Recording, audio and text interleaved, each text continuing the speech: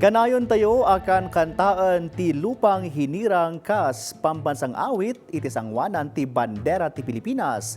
Ngam amuyo kadi ti kay papanan kan pakasaritaan ti Bandera kabayatan nga agam-ampayag daytoy iti flagpole. Adda ti pakaistoryaan ni Anjel Kim Pengosr.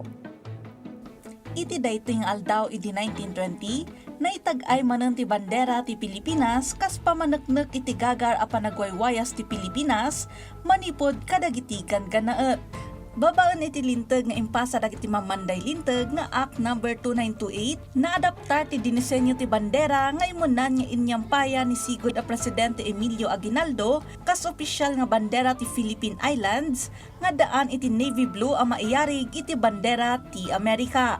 Ngam kalpasan ti Philippine-American War, imbilin ti Estados Unidos ti panagtengel da kadagiti isla.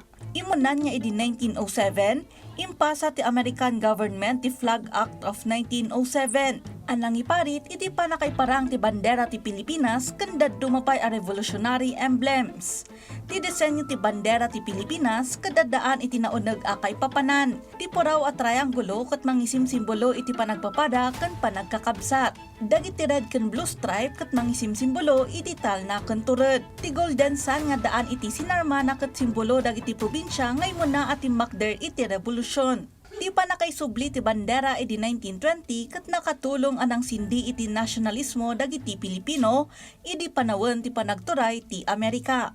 Pinatibker na tinabingabingay a prinsipyo ken impalagip na kadagiti umili ti di pay nalpas a panagsapsapul da iti wayawaya a nagunod da iti 1946. Daytoy ket nang marka iti panagbalbaliw iti patakaran nga impastek dagiti manang raot. Ita si wayawaya nga agam-ampayag ti bandera ti Pilipinas.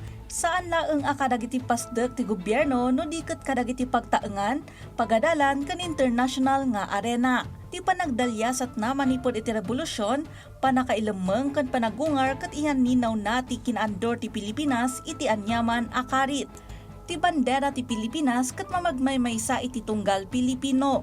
Sa dinuman a lugar, anyaman nga oras ken kasasaad, daytoy ti marka ti Pilipinas. Kanayon alaglagipon, pasama kidi, adal ita, pagsarmingan iti masakbayan. Anjel Kim Pengosr.